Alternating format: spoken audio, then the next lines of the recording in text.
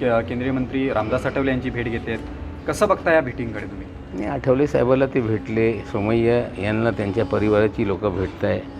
आठवले साहेबांना आधी समीर वानखेडे स्वतः भेटलं, आधी काही मागासवर्गीयांचे नेत्यांना तो भेटला, काही भाजपचे जवळचे नेते जे मोठे नेते आहे त्यांच्या एक दूत जेव्हापासून मागच्या सरकार आला होता एकदम जवळ होता माजी मुख्यमंत्र्यांचे, तो जाऊन यांना ईडीच्या ऑफिसमध्ये भेटतो आहे.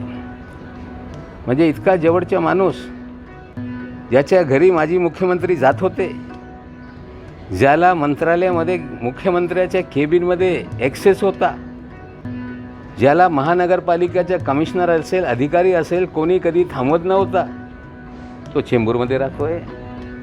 आणि तो ईडीच्या कार्यालयामध्ये जेव्हापासून मी हा विषय पुढे आणतो आहे, तो का जातो, कुणासाठी जातो, कुणाच्या मनात काय भीती आहे, हे जे सगळं फर्जीवाडा करून काही सुपारी बजावण्याचं काम लोकांनी केलं होतं. मग या चेंबूरच्या ग्रस्ताच्या माध्यमातून काय चाललेलं आहे, म्हणजे हा चेंबूरमध्ये राहणारा ग्रस्त कधी जातो, कशासाठी जातो, हे मला माहिती मिळते. आतले अधिकारी सांगताय की बाबा चेंबूरवाला इथे येतो, यांच्या केबिनमध्ये बसतो, काय यांच्या तासभर चर्चा होते.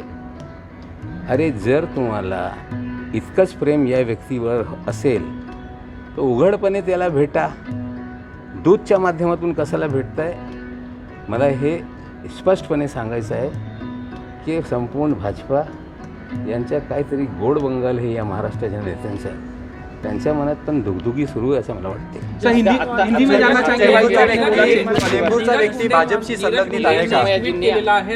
स्वतः हे सगळे विषय सामाजिक न्याय विभागाशी निगडीत आहे. मी माझ्या पत्रांनी तक्रार करणार आहे, पण मी एकटाच करणार नाही. बरेचसे लोक पोलीस स्टेशनमध्ये पण जात आहे, तक्रार निश्चित रूपाने होणार आहे. आमचं म्हणणं आहे की आमच्या बोलण्याला तुम्ही सत्य गृहीत धरून कुठल्याही निकषवर जाऊ नका. जी जात पडताळणी समिती आहे एका कालमर्यादेत या विषय जो गंभीर है, एका गरीब मागासवर्गीयांचा हक हुसकून हे अधिकारी झालेले, आज जर हे फर्जी सर्टिफिकेटच्या आधारावर यांना नोकरी मिळाली नसती तो होतकरू एक गरीब दलित पोरगा किंवा पोरगी ती या पदावर बसली असते. आता तक्रार निश्चित रूपाने मी करणार आहे. नाही, जर तो दुसरा KP गोसावी असेल तर इतका का घाबरले ते? आता ते पण आमची लोक पण बघताय. नाम का खेल याच्यात सगळं जास्त आहे. नाम का खेल ही केस में है. दाऊद वानखेड़े के ज्ञानदेव वानखेड़े, जैस्मिन के यास्मीन, काशिफ खान के काशिफ मलिक खान. नाम का खेल भी इस सिनेमा में बहुत बड़ा है और हमें लगता है नाम बदलने से वो मैं नहीं तो मी नवे हे सांगून चालणार नाही. भाई समीर वानखेड़े की फैमिली, कल अरुण हल्दर जी ने मीडिया से संबोधन करते समय ये कहा कि समीर वानखेड़े ने कोई धर्म परिवर्तन नहीं किया. हमें लगता है हल्दर जी आप एक संवैधानिक पद पे बैठे हैं, उसकी गरिमा रखिए. आयोग की कार्यप्रणाली है, कोई चिट्ठी कोई दे तो उसको कहीं ना कहीं जांच करना ज़रूरी हो जाता है. प्रक्रिया पूरी करके लोगों को सम्मन किया जा सकता है. मुझे उन्हें सिविल कोर्ट के राइट है, वो लोगों को बुलाकर जानकारी हासिल कर सकते हैं, उसकी एक विस्तृत रिपोर्ट तैयार करके पार्लियामेंट में रख सकते हैं, सिफारिश कर सकते हैं कि ये आप सरकार करे. कंप्लेंट मिल जाने के बाद भारतीय जनता पार्टी के आप नेता हैं, आपको एक पद पे बिठाया गया, आपकी जिम्मेदारी थी कि आप सारी जांच शुरू करते. लेकिन मीडिया में आके सीधे आपने कह दिया कि वानखेड़े परिवार ने कभी धर्म परिवर्तन किया ही नहीं. समीर वानखेड़े ने तो धर्म परिवर्तन नहीं किया, हम मानते हैं, क्योंकि जन्म से वो मुसलमान हैं. उनके पिताश्री ने धर्म परिवर्तन किया था। दोनों बच्चे बचपन से मुसलमान हैं, मुसलमान की तरह जिए।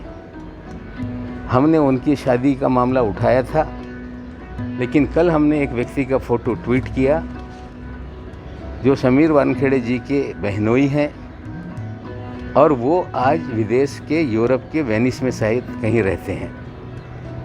सूरत के मूलतः वो रहने वाले हैं, और ये विषय हमने आगे लाया। और जिनके वो शौहर हैं, पति हैं, उन्होंने ट्वीट करके कहा कि ये मेरा पति तलाक हो गया, क्यों इनको सामने ला रहे हैं। मैंने नहीं लाया।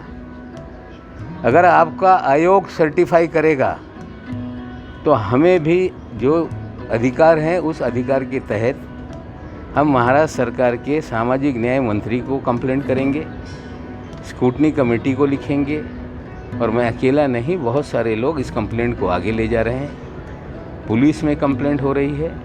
मैं अपने बात पे कायम हूँ कि वे एससी के सर्टिफिकेट पे फर्जीवाड़ा करके उस पद पे बैठे हैं। एक गरीब शेड्यूल कास्ट का अधिकार उन्होंने छीना है। मैं धर्म की, जाति की लड़ाई नहीं लड़ रहा हूँ। मैं जो उन्होंने फर्जीवाड़ा किया, दलितों के अधिकार को छीना, वो लड़ाई है। और हमें लगता है हल्दर जी, आप कब बने मुझे पता नहीं, लेकिन आप जिस पद पे बैठे हैं उस पद की गरिमा मलिन ना करें, मैं आपसे विनंती करता हूँ। महाराष्ट्रामध्ये तोंड दाखवण्यासाठी कुठेही फिरू शकणार नाही। ते आम्हाला काय धमकी देत आहे, पोकळ धमकीला आम्ही घाबरत नाही। मी विधानसभेमध्ये जो प्रकरण आणणार आहे ते समोर आल्यानंतर भाजपच्या कार्यकर्ता जनतेसमोर जाऊ शकणार नाही, मी आज पुन्हा सांगतोय। तुम्ही काही दिवसांपूर्वी असं म्हटलं होतात की पिक्चर अभी बाकी आहे, पिक्चर चालू झाला म्हणायचं का? हो, पिक्चर तर सुरूच आहे। इंटरव्ह्यू झाला। जो आर्यन खानला तुरुंगात घेऊन जात होता ईडीच्या ऑफिसमध्ये, कस्टडीमध्ये, तो आता कस्टडीमध्ये आहे।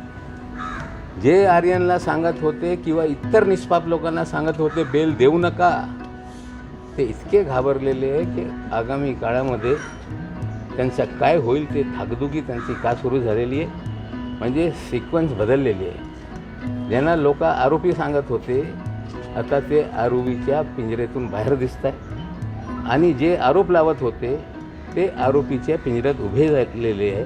निश्चित रूपाने या सिनेमेचा भाग बदललेला आहे, आणि निश्चित रूपाने याचा अंत तर होणार आहे, आणि शेवटपर्यंत घेऊन जाईपर्यंत मी थांबणार नाही। जास्मिन वानखडे यांनी तुमच्या विरोधात काल आंबोली पोलीस स्टेशनमध्ये तक्रार केली की त्यांच्या किती लोक करताय, कोण भारती करतो की कमोज मला माहीत नाही। सांगताय मला धमक्या येत आहे। अरे यांना धमकी कोण देते तपास करा ना। जर यांना धमक्या येत असेल तर ज्यांनी धमकी दिलेली आहे यांच्यावर कारवाई झाली पाहिजे। पण मला हुड्डा नावाचा माणूस राजस्थानमध्ये कोण धमकी देतो, त्याचं काय है याचा उत्तर भाजपवाल्यांनी दिले पाहिजे। मैं हिंदी में जानना चाहूँगा, आपने कहा कि मेरे नेताओं से मिले, सबसे मिले, उनका अधिकार है।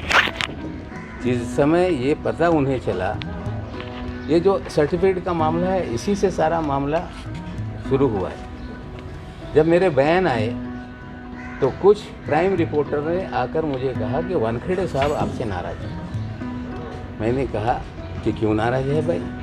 बोले कि इसके नतीजे गंभीर होंगे। मैंने कहा अधिकारी की इतनी हिम्मत हो गई, उन्हें बता दो कि उनका पूरा शिजरा, उनकी माँ कौन थी, बाप कौन थे, क्या है, कहाँ रहते हैं, क्या करते हैं, जाली सर्टिफिकेट पे नौकरी ली है। अगर ज़्यादा उनको समझ में आ रहा है तो मैं ये सारा मामला प्रेस को बताता हूँ। उसके बाद ही हमारे दामाद को पकड़ा गया, 8.5 महीने जेल रखे गए, ताकि नवाब मलिक कभी बंडा फोड़ करे तो उसकी बातों को लोग गंभीरता से ना लें। शुरुआत में दामाद को लेकर शोर मचाया गया। हमें लगता है इससे पहले भी वो आठवले साहब से मिले थे, इससे पहले भी कई दलित नेताओं से मिले। आठवले साहब उनके साथ खड़े हैं। अगर दलितों का कोई हक छीन ले और नेता उनके साथ खड़े रहे, हमें लगता है इससे दुर्भाग्यपूर्ण हो नहीं सकता। कोई नेताओं से मिले, सबसे मिले, उनका अधिकार है। लेकिन एक और बात कहता हूँ कि जब मैंने ये शुरुआत की, कई लोग मुझे, मेरे जानने वाले आकर बोल रहे थे कि आप रुक जाइए, शाहरुख खान को बताया जा रहा है कि तुम्हारे बोलने की वजह से तुम्हारा लड़का फंसते जा रहा है। जिम्मेदार लोग भी बोले, मेरे नज़दीक के लोग भी बोले। उसे डराया गया कि नवाब मलिक को रोका जाए। जिम्मेदारी से कह रहा हूँ, मेरा एक वकील है लड़का, कुछ वकील उसको भी अलग अलग तरीके से उसका दिमागी तौर पे ब्रेन वॉश कर रहे थे। वो भी घर में आके पूरी तरह से डिसमूड था, अपनी माँ को कहता था, मुझे कहता था कि डैडी बस करो मत करो। दूसरे लड़के को डराया गया, वो भी प्रेशर में था। लेकिन उन्हें पता नहीं कि डराने से कोई व्यक्ति डरता नहीं। कुछ लोग ये कह रहे थे कि ड्रग का मामला बहुत बड़ा होता है, इसमें बड़े पैसे इन्वॉल्व होते हैं, गुंडे इन्वॉल्व होते हैं, आपकी जान जा सकती है। प्रयास तो हुआ मेरी ज़बान बंद करने का, लेकिन मैंने पहले भी कहा था कि हम इसे लॉजिकल एंड तक ले जाएंगे। जो जिसको करना है वो करे। कोई ये कहता होगा कि नवाब मलिक को मार देंगे, मेरा पूरा विश्वास है जिस दिन मरना है मैं मरूंगा।